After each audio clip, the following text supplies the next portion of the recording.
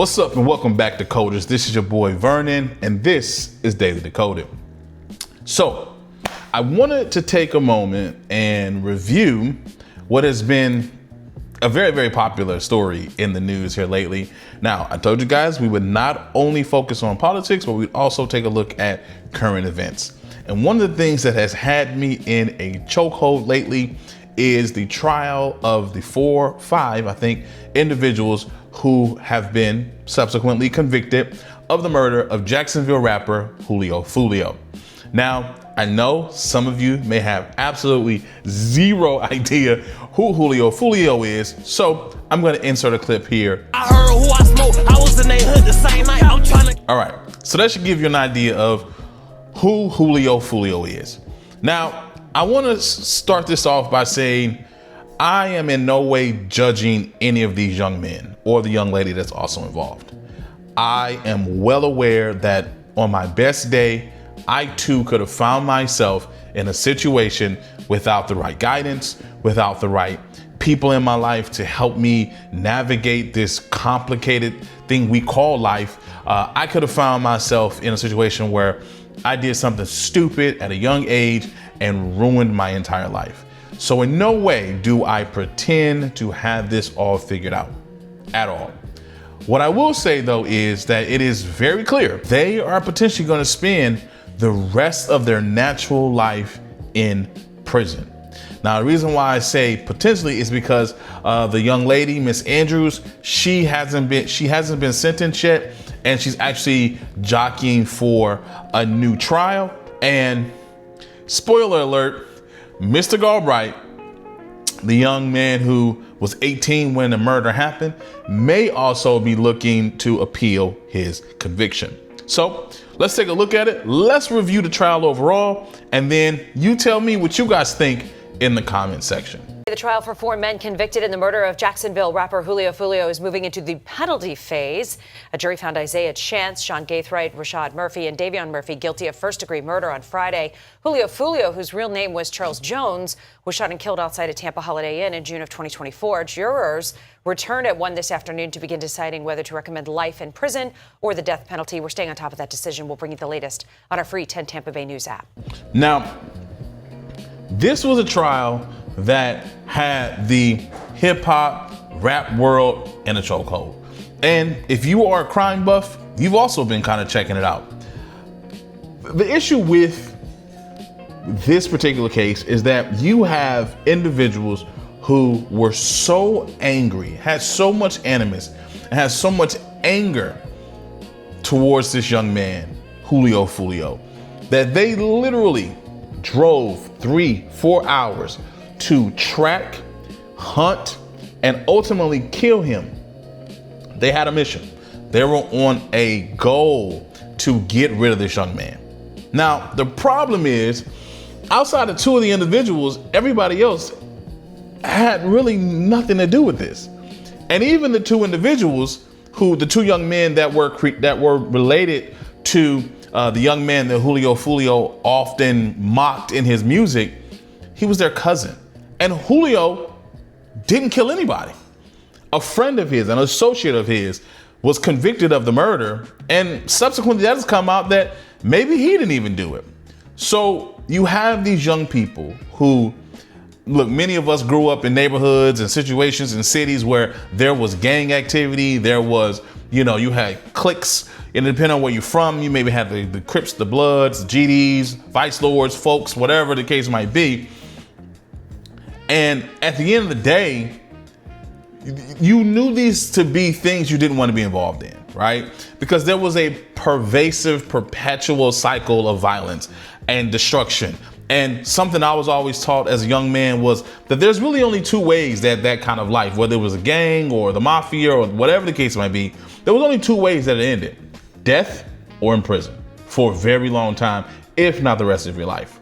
Now, again, I don't say these things as if I am somehow better than these young people. I too could have, again, found myself in a situation where I could have been destroying my life with actions that had absolutely no basis in reality or any logic behind them. Let's take the young man, Sean Gaithright. he literally, I want to focus on him because the other young men, look, they were older. They have extensive history of crimes and being about that life. But this young man, no, I'm sorry. Sean Gathright was a young man who, for all intents and purposes, and I'll play a clip here in a second. Mr. Gathright, you have led, you would agree with me, an extremely privileged life, haven't you? Yes, sir. You would agree with that, correct? I would. You've had a loving mother, correct? Yes, sir. A loving sister, correct? Yes, sir. You've had 2 wonderful grandmothers, correct? Yes, sir. You would agree with me, right? I couldn't deny that. He did. Gave Yes, sir. you open use of her house, welcomed you, treated you, and parented you basically, didn't she? Yes, sir. Again, that school was not something that every kid gets to go to, right? Oh, sir. Not every kid gets to have a counselor and a role model like Mr. Edwards, correct? No, sir. I was very blessed. And not many children get to fly in planes with their stepfather, correct?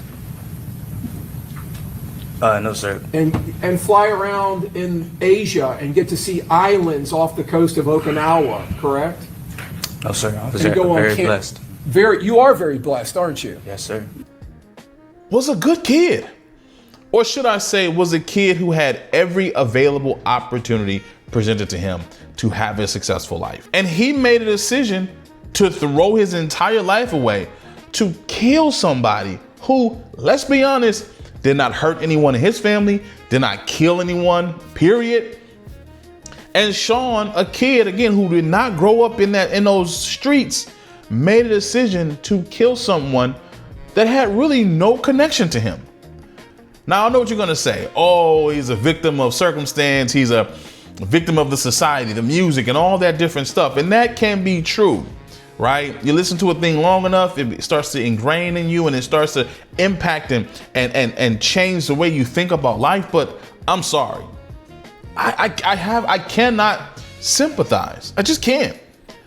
I cannot bring myself, and I'm a father. My son is 23 years old. He'll be 24 soon. And I also have a 19-year-old son. And I just can't think that all that we've done to raise them in a way to be good, upstanding young men, for them to then turn around and throw their lives away all over music beef, all over because, and listen, I'm willing to admit that Foolio, maybe he wasn't the best human being. But at the end of the day, you don't take a life because somebody's a jerk. You don't take a life because somebody antagonized or bullied, made fun, poked fun at you. And yes, he was poking fun at a very serious subject. A young man was killed was killed by someone that was associated to Foolio. That's a fact. We're not even gonna try to litigate that. And I even acknowledge that when you're looking at this gang culture, right? It builds upon itself, right?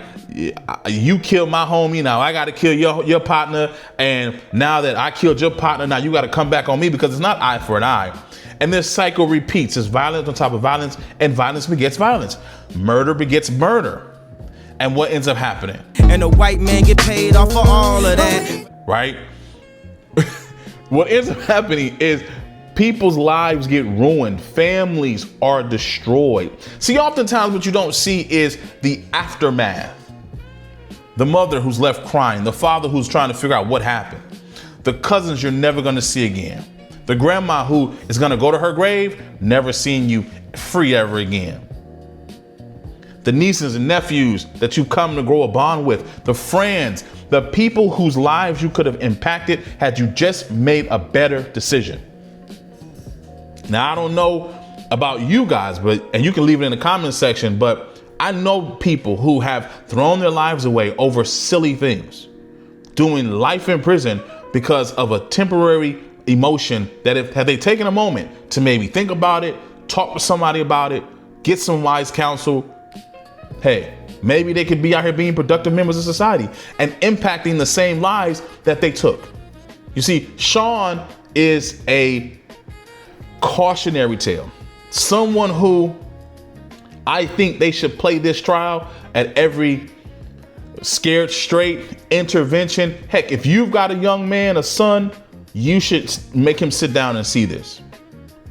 Because As you can see, you don't have to grow up in the hood. You don't have to grow up in an environment where it's cockroaches and gangbangers and dope dealers on the corner. You can grow up in suburbia and still end up in prison, serving the rest of your life, giving the state sweat equity.